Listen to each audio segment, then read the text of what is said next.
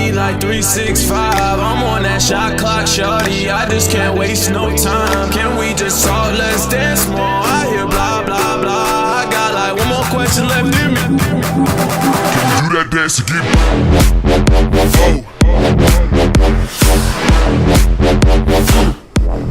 Okay, so welcome back to another episode of Rev. And I don't know if you guys have seen it, but I'll get to that in a minute. It's a viral video that's been going around where a Harley driver who really messed up his face, his arms, his legs. I didn't do too much research on what exactly happened to him. I did more of the research on what happened or what was going on with the bike when that all went down. So before I get into anything important, I want you guys to kind of see this, and I'm going to show it to you once right now.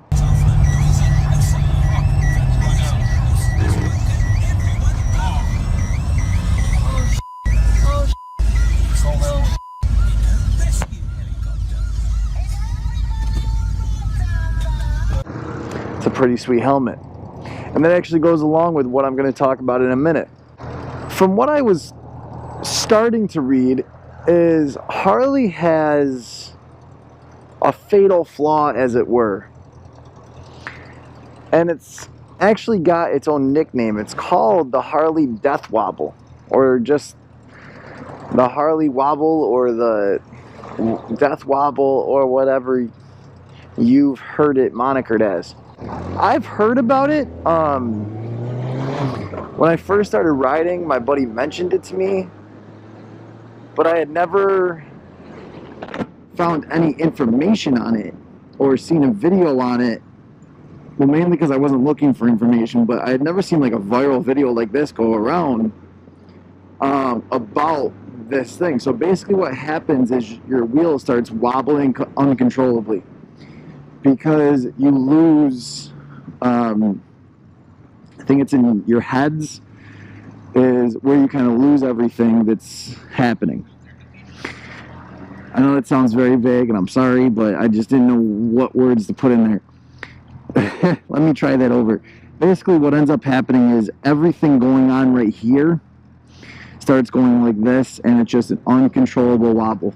This is pretty widespread, and I didn't realize that. I don't think anyone wanted to acknowledge that about Harleys, because I mean, they are an American icon. I mean, that is the American motorcycle. I mean, you have like American Muscle, and then you have Harley, which is like the American muscle of the motorcycle world.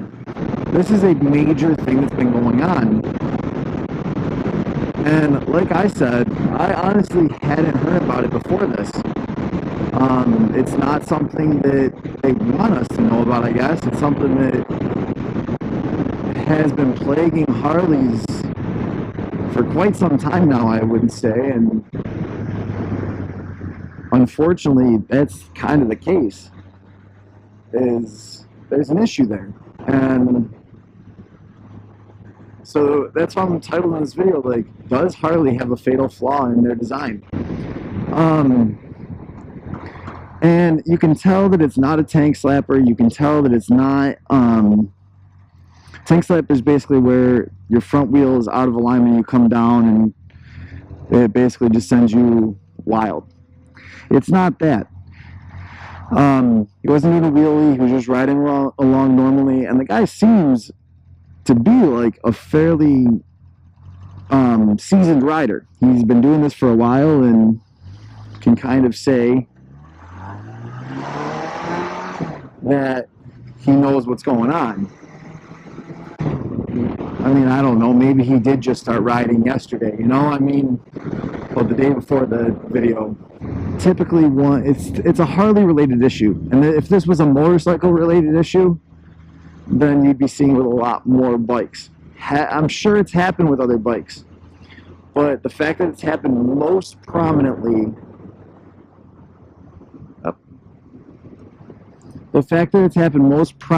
with Harley Davidsons is kind of alarming, to say the least. I mean, that's what it is. It's fairly interesting that that's the case. So, to be absolutely blatantly honest with you guys, I think that the rider was not in the wrong at all.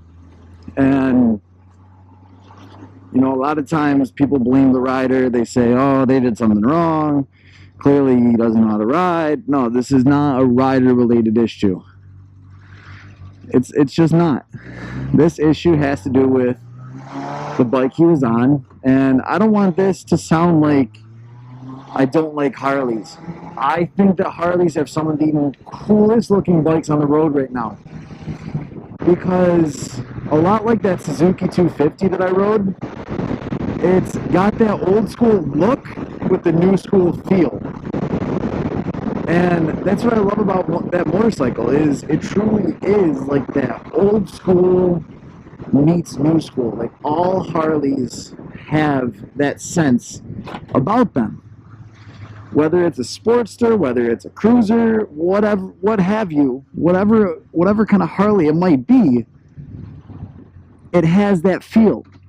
If someone made a Harley Fat Bob and it wasn't a Harley, I would buy it in an instant. He would. And I guarantee that he would, because he loves that design so much. If there is any point that I could fault on this rider,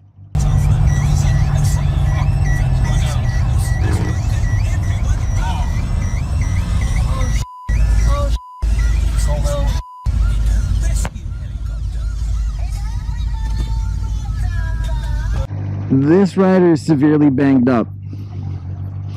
That crash did not appear to happen at a majorly high speed. It seemed like he was able to slow down enough and properly when he realized that it started to happen, when he realized what was going to happen.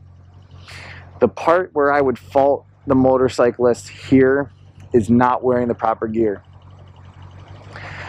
First, he was wearing a cereal bowl on his head. Cereal bowl is basically what we call a helmet that is only covering your head. It's a skull cap. That's all it does.